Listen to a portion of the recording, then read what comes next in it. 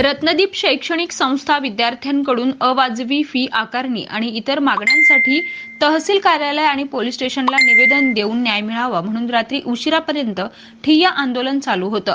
याबाबत रत्नदीप संस्थेचे अध्यक्ष डॉक्टर भास्कर मोरे यांनी संस्था नियमाप्रमाणे फी घेत असून शासनाचा परिपत्रकाप्रमाणे घेत असल्याचं सांगितलंय।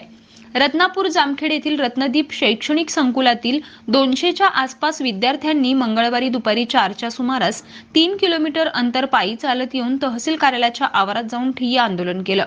त्यानंतर तहसीलदार गणेश माळी यांनी विद्यार्थ्यांची भेट घेतली। यावेळी विद्यार्थ्यांनी रत्नदीप संस्थेच्या विरोधात शैक्षणिक फी बाबत भूमिका मांडून निवेदन दिलं। या निवेदनात म्हटलंय की नियमाप्रमाणे परीक्षा फी घ्यावी, अतिरिक्त फी घेऊ नये। संस्थेने विद्यार्थ्यांसाठी बसची व्यवस्था केली ती किलोमीटर प्रमाणे घ्यावे, त्याबाबत बंधन नसावे। स्नेहसंमेलनाची वर्गणी घेऊ नये, इंडस्ट्रियल भेट जवळची घ्यावी, गणवेश आकारणी योग्य असावी, प्रवेशावेळी 11,000 घेतले ते परत देण्यात यावे, कॅम्पसमध्ये विनाकारण विद्यार्थिनींना थांबू देऊ नये, लेक्चर आणि प्रॅक्टिकल वेळेवर करावे, सर्व जमा केलेल्या फी परत द्यावी, कॉलेजचे प्रश्न प्राचार्यांनी सोडवणं गरजेचं असून अध्यक्षांचा हस्तक्षेप करू नये, विद्यार्थिनींचे मानसिक आणि आर्थिक पिळवणूक करू नये, विद्यापीठाच्या नियमाप्रमाणे घ्यावे अशा विविध मागण्या केल्या।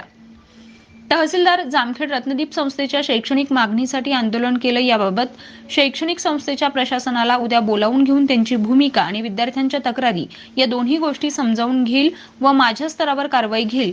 तसेच त्या बाबी विद्यापीठाच्या अखात्यात आहेत त्यासाठी त्यांना कळवण्यात येईल व ते कारवाई करेल। विद्यार्थ्यांच्या पाठीशी प्रशासन राहील। डॉक्टर भास्कर मोरे, अध्यक्ष रत्नदीप संस्था विद्यार्थ्यांना शैक्षणिक फी बाबत केंद्र हिस्सा विद्यार्थ्यांच्या बँक खात्यामध्ये जमा झाल्यानंतर विद्यार्थ्यास अनुज्ञेय असलेला निर्वाह भत्ता वजा जाता उर्वरित महाविद्यालयास देय असलेली रक्कम विद्यार्थ्यानं पुढील 7 दिवसांच्या आत महाविद्यालयास जमा करणं अनिवार्य आहे। यासाठी संबंधित महाविद्यालयानं त्याच्याकडून विहित नमुन्यात हमीपत्र घ्यावं असं परिपत्रक दाखवलं। यावेळी संभाजी ब्रिगेडचे प्रदेश उपाध्यक्ष अण्णासाहेब सावंत आणि मनसे तालुकाध्यक्ष प्रदीप टापरे यांनी आपल्या प्रतिक्रिया व्यक्त केल्या। प्रतिनिधी नासिर पठाणसह पत्रकार अशोक निमोणकर, जामखेड।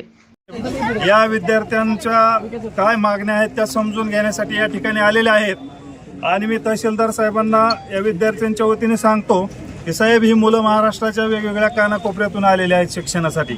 अत्यंत गरीब घरातली काही लेकरं आहेत, मुली आहेत, मुलं आहेत आणि हा भास्कर मोरे नावाचा जो संस्थापक आहे इथला, तर हा मुलींची आणि मुलांची आर्थिक पिळवणूक करतो आणि मुलांची मानसिक आणि शारीरिक पिळवणूक ह्याच्या पाठीमागे त्यांनी केलेली। याच्यावरती पाठीमागं पोलीस स्टेशनला गुन्हे दाखल झाले आणि सुप्रीम कोर्टापर्यंत तो जामीनसाठी पळत होता। या ठिकाणी पोलीस प्रतिनिधी आहेत, डेरे साहेब, त्यांना विचारा हे खरं आहे का खोटं आहे। तर आमची अशी इच्छा आहे की महाराष्ट्रातल्या कानाकोपऱ्यातून आलेल्या ह्या सगळ्या मुलांना निर्भय वातावरणामध्ये इथं शिक्षण मिळालं पाहिजे। आज ह्यांच्या जीवावर आलं म्हणून इथं मुलं आलेत सगळे, ह्यांना कुणीही पाठवलेलं नाही, स्वयंस्फूर्तीने आलेले आहेत आणि ह्यांना जर न्याय नाही मिळाला तर ह्यांच्यावर उद्यापासून पुन्हा अन्याय सुरू होईल। तर आमचं असं मागणी आहे की उद्या तुम्ही त्या संस्थापकाला इथं बोलून घ्यावं। PI साहेब आहेत, मागच्या विषयामध्ये PI साहेबांना पूर्ण विषय माहिती आहे, त्यांना बोलून घ्या, सगळा विषय समजून घ्या आणि या पोरांना न्याय दिला पाहिजे। त्याची जी एक पद्धत आहे तुम्हाला सांगतो, तो मुलींना काय करतो, केबिनमध्ये बोलून घेतो आणि वेगवेगळ्या पद्धतीचं बोलतो। त्यांनी काही मुलींना पर्सनल काही असे व्हॉट्सअप मेसेज पाठवलेले आहेत, त्याचे पण पुरावे। म्हणजे हा एक नंबरचा हरामखोर प्रवृत्तीचा माणूस आहे। आम्हाला वाटत होतं की आमच्या जामखेडमध्ये एक मोठं शैक्षणिक संकुल सुरू होतंय, अभिमानाची गोष्ट आहे, पण ह्यांनी त्याचा गैरवापर सुरू केलाय। आर्थिक पिळवणूक इतक्या मोठ्या प्रमाणात करतो हा आणि कुणी जर आवाज उठवला तर एकाला घेऊन दम देतो।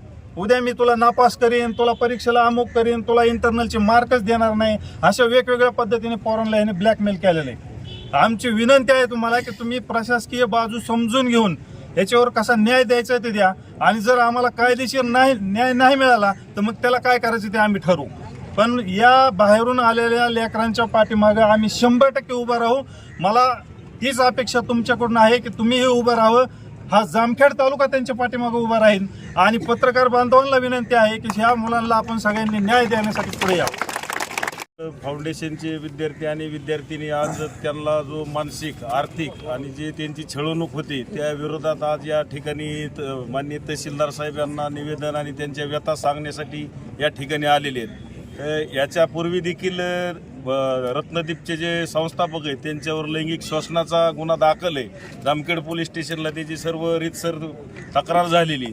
तरी इथून पुढं ह्या विद्यार्थ्यांना जे शैक्षणिक त्यांचे जे प्रॅक्टिकल असेल किंवा इतर मार्ग असतील तर ह्याची धमकी देऊन किंवा शैक्षणिक सहल आयोजित करायचे ह्या नावाखाली 15-15 हजार रुपयाची मागणी केलेली आहे.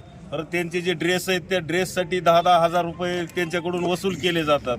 त्यांचे जर्नल जे आहे त्या जर्नलसाठी सुद्धा हजार रुपये घेतले जातात. हे सर्व विद्यार्थी जे राज्यातल्या वेगळ्या वेगळ्या भागातून या जामखेड या ठिकाणी शिक्षण घेण्यासाठी आलेले आहेत. या जामखेडचं नाव ह्या रत्नदीप शैक्षणिक संकुलाच्या माध्यमातून वाढायचं ते जास्त खराब व्हायला लागलेलं आहे. ह्या तालुक्याला मी तर असं म्हणेल की 2-2 आमदार आहेत. ज्या नाही त्या विषयासाठी जामखेडचे दोन्ही आमदार महोदय श्रेयवादासाठी सभागृहात भांडणं करतात.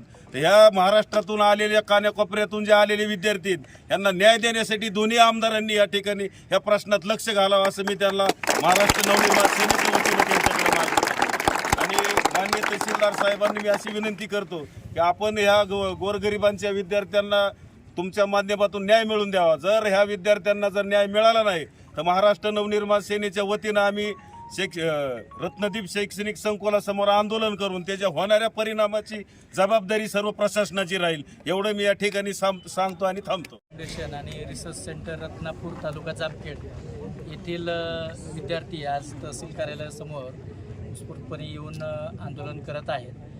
आणि आज त्यांनी निवेदन पण आम्हाला दिलेलं आहे प्रशासनाला. तर त्या अनुषंगाने मी उद्या संबंधित कॉलेजचे प्रशासनाला बोलवून घेतो आणि विद्यार्थ्यांचे तक्रारी आणि प्रशासनाची भूमिका या दोन्ही गोष्टी समजून घेऊन त्यानुसार विद्यार्थ्यांचे काही जे अन्याय झालेला आहे तो माझ्या स्तरावर दूर करण्याचा प्रयत्न करतो. जे मुद्दे विद्यापीठ स्तरावरचे असतील तर ते आपण विद्यापीठाला सदर निवेदन फॉरवर्ड करत आहोत. तर संबंधित विद्यापीठ पुढची त्यावरती कारवाई करेल. विद्यार्थ्यांच्या पाठीशी प्रशासन नेहमीच राहणार आहे. तर याबद्दल सर्व आंदोलकांनी आश्वस्त राहावं.